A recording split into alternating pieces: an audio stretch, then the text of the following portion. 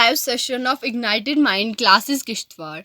Dear students, for the study material, you can visit the campus of Ignited Mind classes Kishtwar near Government Girls Higher Secondary School Kishtwar, or just contact our executives. The number is given in the description. So let's start the lecture by our resource person. तो friends आज हम लोग polynomial में जानेंगे कि उसकी definition, coefficients, उसकी degree जानेंगे कि वन वेरिएबल और टू वेरिएबल में कैसे निकालते हैं।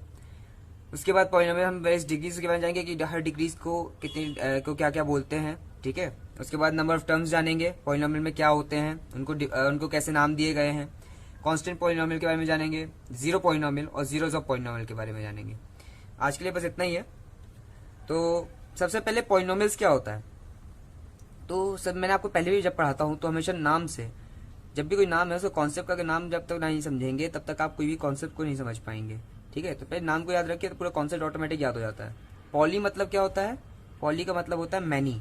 ठीक है, पॉली का मतलब क्या होता है, मैनी, बहुत सारे। और नॉमियल्स का मतलब होता है, इसका मतलब होता है टर्म। और ये टर्म क्या होता है ये भी मैं आपको आगे बताने वाला हूँ। तो फिलहाल इतना ही समझिए, पॉलिनोमियल्स का मतलब होता है बहुत सारे टर्म। ठीक है, बहुत सारे टर्म को मिला के को हम बोलते हैं, उसके ग्रुप के नाम को बोलते हैं पॉलिनोमियल्स। तो सबसे पहले डेफिनेशन में आते हैं। पॉलिनोमियल की डेफिनेशन क्या होती है? An algebraic expression in which the variable involved have only non negative integral power.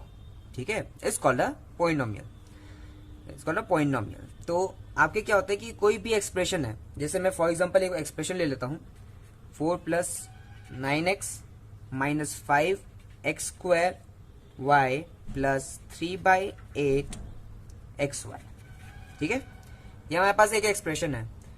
तो इसमें क्या बोला गया है, ये वेरिएबल्स कौन से होते हैं, x, यहाँ पे जो x है, y है, ये सब क्या है, इनको वेरिएबल्स बोलते हैं।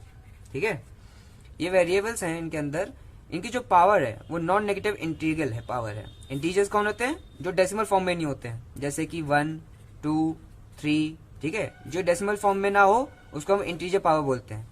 तो 4 + 9 x की पावर यहाँ पर क्या है, 1 है, x की पावर 2 है, y की पावर 1 है। तो यहाँ पर कोई भी आपके नॉन नेगेटिव मतलब यहाँ पे नेगेटिव 1 नहीं है, इस फॉर्म में नहीं है। दूसरी चीज, इंटीग्रल पावर है, डेसिमल में नहीं है। तो ये आपका क्या है, एक पॉलिनोमियल है, यहाँ से पता चलता है। ठीक है, अभी मैंने आपको टर्म्स बताया था, नॉमियल जो मैंने बताया था, पॉली मतलब बहुत सारे टर्म्स कौन से हैं, ये एक टर्म है, 9x की पावर 1 ये एक टर्म है, तीसरा टर्म ये है, चौथा टर्म ये है। तो ये कितने टर्म को मिला के बना हुआ है, 4 टर्म्स को मिला के बना हुआ है। तो ये क्या एक पॉलिनोमियल है। ठीक है, तो ये आपकी सिंपल पॉलिनोमियल की डेफिनेशन थी। जैसे एक और एग्जांपल ले लेते हैं हम लोग। ठीक है, तो ये आपके पास एक एक्सप्रेशन है। अब इस एक्सप्रेशन में क्या करना है, हमको देखना है कि x की पावर कितनी है। कितनी यहाँ पे x की पावर है, 3/2, और यहाँ पे क्या है, x²। तो ये पॉजिटिव इंटीग्रल पावर है, बिल्कुल है, ये पॉजिटिव इंटीग्रल पावर है, ये तो दिखाई दे रहा है क्योंकि 2 एक आपका इंटीजर है। यहाँ पर क्या है, x की पावर 3/2 की अगर मैं वैल्यू निकालता हूँ तो 1.5 किस फॉर्म में आ गया, एक डेसिमल फॉर्म में आ गया। तो ये क्या है, नॉन नेगेटिव इंटीग्रल पावर है, नहीं है, बिल्कुल नहीं है, इसलिए एक ये पॉलिनोमियल नहीं है। ठीक है, ध्यान रखिएगा, ये चीज पावर पे जरूर ध्यान रखिएगा कि हम इससे बता कैसे सकते हैं कि कौन सा पॉलिनोमियल कौन सा नहीं है, इस फॉर्म में बता सकते हैं, नॉन नेगेटिव इंटीग्रल पावर के फॉर्म में। चलिए अब आते हैं हम लोग सेकेंड। ठीक है, तो सेकेंड में मैं क्या बताया था कि हमें कोफिशिएंट्स के बारे में जानना है। तो कोफिशिएंट्स के बारे में कैसे होगा, मैं क्या बताता हूँ, ये देखिए। तो ये एक अपना पॉलिनोमियल था। इस पॉलिनोमियल में ये x एक वेरिएबल है, वेरिएबल का जो पहले जो पार्ट होते हैं इनको हम कोफिशिएंट्स बोलते हैं। ठीक है, ये आपके क्या है, कोफिशिएंट्स, 9, 5, 3/8, ये सब आपके कोफिशिएंट्स है। कोई भी वेरिएबल के जो साइड में आपका कांस्टेंट टर्म लिखा होता है उसको हम क्या बोलते हैं, उसको हम कोफिशिएंट्स बोलते हैं। ठीक है, आगे आते हैं।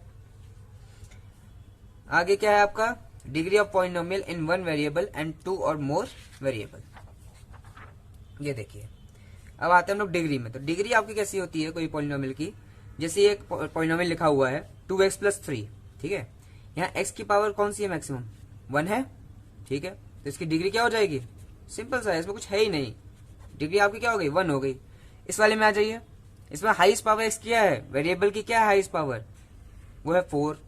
ठीक है, तो इसकी डिग्री कितनी हो जाएगी, वो हो जाएगी 4। ठीक है, तो ये वन वेरिएबल की बात थी, मतलब कि एक वेरिएबल यूज हो रहा है, एक्स यूज हो रहा है। ठीक है, सिर्फ एक वेरिएबल यूज हो रहा है। अगर दो या दो से ज्यादा वेरिएबल यूज हो तब क्या होगा, दो मतलब कि एक्स और वाई भी यूज हो जाए। तो ये वाला इस फॉर्म में मैंने लिख के रखा है यहाँ पे। ये देखिए 7x³ minus 5x² y square plus 3xy plus 6y plus 8। अब इसमें हाईएस्ट पावर कैसे देखेंगे, यहाँ आप देख लेते हैं। हम यहाँ सारी वैल्यूज देख लेते हैं डिग्री की। 3 है यहाँ पर क्या है x² y²। तो ये ध्यान रखिएगा, यहाँ पे जब भी ये दोनों रही एक साथ हो, जब भी कोई दो वेरिएबल एक साथ हो तो उनकी पावर्स ऐड हो जाती हैं। तो यहाँ पर 2 + 2 = 4। ठीक है, यहाँ पर क्या हो जाएगा 1 + 1, क्योंकि ये इसके पावर 1 है, y के पावर 1 है, तो कितनी हो गई 2। इसी तरह यहाँ पर y की वैल्यू 1, तो y की पावर डिग्री जो होगी 1 हो गई। तो यहाँ पर कितना हो गया मैक्सिमम डिग्री आपकी, इन चार में से जो सबसे बड़ा कौन सा है, ये है। तो मतलब कि ये इसकी डिग्री कौन सी होगी इस इक्वेशन की, इसकी हो गई पॉलिनोमियल की आपकी क्या डिग्री, वो हो गई 4। इसी तरह आप इसमें आ जाइए, या आप खुद एक बार निकाल के देखिए, बताइए इसकी डिग्री क्या होगी, पता चला आपको। चलिए देख लेते हैं। यहाँ पे क्या आएगा आपका 2 + 3 5, 2 + 1 3 और x की पावर 4। ठीक है, और यहाँ पे क्या है x की पावर 0 है। x की पावर हमें पता है कि समथिंग पावर आपकी 0 अगर रख दूं तो उसकी वैल्यू 1 होती है, इसलिए यहाँ पे कोई जरूरत ही नहीं है। यहाँ पर इसके पास 0 है, तो 2 + 3 5 और यहाँ पे 3 और 4, सबसे बड़ा कौन सा हो गया, ये वाला पार्ट। तो इसकी डिग्री कितनी हो गई, इक्वेशन की डिग्री हो गई 5। तो ये अपना डिग्री निकालना बन गया इसमें। ठीक है, अब आगे बढ़ते हैं। आगे है हमारा पॉलिनोमियल ऑफ वेरियस डिग्रीज। ठीक है, अब हम पॉलिनोमियल पढ़ेंगे हर डिग्री के प्रकार के। तो पहले मैं वो डिग्रीज लिख देता हूँ कौन कौन सी होती हैं।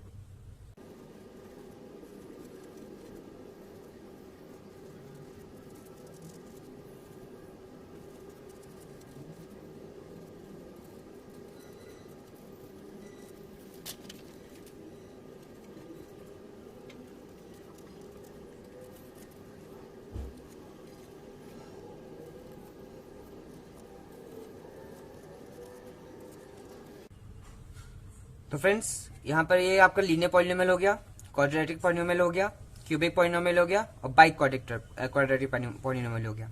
लीनियर मतलब सिंगल, ठीक है, स्ट्रेट, ठीक है, जिसमें एक होता है। क्वाड्रेटिक मतलब 2, क्यूबिक मतलब 3 और बाइक क्वाड्रेटिक मतलब 4। तो ये सब डिग्रीज हैं। ठीक है, अगर कोई भी आपका इक्वेशन है, पॉलिनोमियल है, अगर वो वर्ड्स की डिग्री 1 है, मैक्सिमम पावर आपकी डिग्री की 1 है, तो उसको हम लीनियर पॉलिनोमियल बोलते हैं। इसी तरह अगर उसकी 2 है डिग्री हाईएस्ट पावर, तो वो क्या होगा, क्वाड्रेटिक पॉलिनोमियल होगा। इसी तरह अगर उसकी हाईएस्ट पावर 3 है, यहाँ पर 3 कैसे है, अभी मैंने आपको बताया था कि किसी की आपको डिग्री कैसे निकालनी है। यहाँ पर है x² मतलब 2 इसकी और +1, तो कितना हो गया 3। यहाँ पर देख लेते हैं, यहाँ पर भी 3 होगा, यहाँ पर 3 उसकी हाईएस्ट डिग्री हो गई। इसी तरह यहाँ पर आते हैं, यहाँ पर क्या होगा आपका 2 + 2 4, यहाँ पर भी देखिए, यहाँ पर भी 4, ये भी 4, तो ये हाईएस्ट डिग्री यहाँ पर कितनी हो गई 4, इसलिए बाइक क्वाड्रेटिक पॉलिनोमियल है। ठीक है, नेक्स्ट क्या है हमारा, हमने पढ़ लिया पॉलिनोमियल वेरियस डिग्रीज। अब आएगा आपका number of terms in a polynomial. ठीक है, तो नंबर ऑफ टर्म्स है पॉलिनोमियल आपके। अब टर्म्स अगर जैसे आपके सिंगल टर्म में है तो ये आपका x है। ठीक है, x में आपको क्या होगा, ये आपका सिंगल टर्म है। ठीक है, इसके आगे कुछ नहीं लिखा हुआ है, तो ये कौन सा टर्म है, सिंगल टर्म है। तो सिंगल टर्म को बोलते हैं हम मोनोमियल। ठीक है, मोनो मतलब सिंगल, सिंगल टर्म इसलिए मोनो। इसी तरह अगर 2 हो जाए, ठीक है, जैसे x + y के फॉर्म में लिख दूं मैं, तो वो क्या हो जाएगा, बाइनोमियल, है ना। उसके बाद अगर मैं इसको 3 में लिख दूं तो क्या हो जाएगा, 1 2 3, अगर 3 टर्म है। या मैं इसको 5 भी लिख दूं, ये भी तो एक टर्म ही है।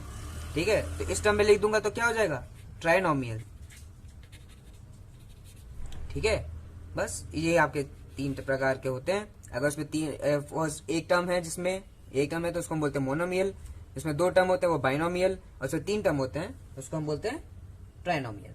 ठीक है, तो ये हमारे हो गए number of terms in a polynomial. अब आते हैं हम लोग कांस्टेंट पॉलिनोमियल में। कांस्टेंट पॉलिनोमियल इसके भी नाम से पता चल रहा है आपको, इसमें एक कांस्टेंट होता है, उसको हम बोलते हैं क्या, कांस्टेंट पॉलिनोमियल, जिसमें एक कांस्टेंट हो सिर्फ। कांस्टेंट कैसे की 5, 6, 7, ठीक है। ये इस फॉर्म में अगर आपको टर्म दिया है, ये क्या आपके टर्म्स हैं, ठीक है। कैसे 5 प्लस एक्स की पावर 0, ये मुझे पता ही है 1 होता है, तो क्या हो जाएगा आपको यहाँ पे 6 भी लिख सकते हैं इन फॉर्म में। ये कौन से पॉलिनोमियल्स हो गए, कांस्टेंट पॉलिनोमियल हो गए। इनकी डिग्री क्या होगी, डिग्री बिल्कुल सही। जब आपका 5 मैंने क्या बताया था 5x की पावर 0 है, यहाँ क्या है x की पावर 0, मतलब इसकी 0 डिग्री होगी, इसकी कांस्टेंट पॉलिनोमियल की आपकी 0 डिग्री होगी। नेक्स्ट आते हैं, नेक्स्ट हमारा क्या है zero polynomial. Zero polynomial simple आपका जिसमें 0 हो, क्या हो, इसमें आपका क्या हो, इस सिर्फ एक टर्म हो जो 0 हो। अब इसकी डिग्री क्या होगी, नोट करिएगा, इसकी डिग्री क्या होगी, इसकी डिग्री क्या होगी, नॉट डिफाइंड। क्योंकि यहाँ पर अगर इसके बाद 0 भी रख दें तो कोई मतलब ही नहीं बनता, क्योंकि 0 से मल्टीप्लाई वो 0 ही हो जाएगा। तो इसकी नॉट डिफाइंड, इसको हम पता नहीं कर सकते, ठीक है। डिफाइंड नहीं है कि इसकी डिग्री क्या होगी। तो ये बहुत इंपॉर्टेंट, इसके क्वेश्चन में काफी बन जाते हैं कि बताइए कि इसकी डिग्री क्या है, जिसका 0 पॉलिनोमियल की डिग्री क्या होती है, तो वो होती है नॉट डिफाइंड, ठीक है। उसके बाद हम लोग आते हैं, नेक्स्ट टॉपिक अपना क्या है, zeros of polynomial. Zeros of polynomial, ठीक है। जीरो पॉलिनोमियल में नाम से पता यहाँ पर लग रहा होगा। देखिए अब नाम से अगर हर चीज जान गए तो आप कॉन्सेप्ट भी इजीली समझ जाएंगे। जीरो ऑफ पॉलिनोमियल, कोई भी पॉलिनोमियल को मैं से पॉलिनोमियल की इक्वेशन में या पॉलिनोमियल में से क्या इसकी वैल्यू पुट करूं कि वो पूरी की पूरी इक्वेशन 0 हो जाए, ठीक है। मान लीजिए आपके पास कोई पॉलिनोमियल है पी एक्स के फॉर्म में, मतलब एक पॉलिनोमियल है जिसका फंक्शन एक्स है, ठीक है, फंक्शन ऑफ एक्स है, ठीक है। उसके बाद आपका क्या है, कोई इक्वेशन है जैसे x square plus 3x minus 5। यहां मैं x की वैल्यू क्या पुट करूं जिससे ये इक्वेशन 0 हो जाए, ठीक है। मतलब कि p, अगर मैं इसकी x की वैल्यू कुछ अल्फा रख लेता हूं, मान लीजिए इसकी वैल्यू मैं अल्फा रख दूं, कोई यहाँ पर टर्म है कांस्टेंट टर्म होगा जैसे 2, 3, 4, ठीक है। अगर x की वैल्यू अल्फा रख दूं तो p ऑफ अल्फा कितना हो जाएगा यहाँ पे, alpha square plus 3 alpha minus 5। और ये जब मैं वैल्यू कैलकुलेट करूं प्लस माइनस करके, तो ये वैल्यू क्या हो जानी चाहिए, 0 हो जानी चाहिए, ठीक है। तो अब अगर ये 0 हो गई अगर अल्फा पुट करने से, तो हम क्या कहेंगे, alpha is the zero of polynomial, ठीक है। सिंपल से एक एग्जांपल ले लीजिए, जैसे यहां पर एक इक्वेशन में बना लेता हूं एक्स स्क्वायर माइनस 2, ठीक है, या माइनस 4।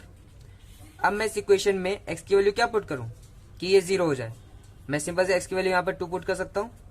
x की वैल्यू 2 पुट करूंगा तो क्या हो जाएगा, 4 माइनस 4 0। तो यहाँ पर 2 क्या है, 2 is the zero of polynomial, ये एक 0 है पॉलिनोमियल का, ठीक है। तो ये यहाँ से हमारा 0 पॉलिनोमियल खत्म हो गया। अब नेक्स्ट क्लास में हम लोग रिमाइंडर थ्योरम और फैक्टर थ्योरम के बारे में पढ़ेंगे, क्योंकि क्वेश्चन इसी टॉपिक से ज्यादातर बनते हैं, ठीक है। फिलहाल के लिए इतना ही, थैंक यू।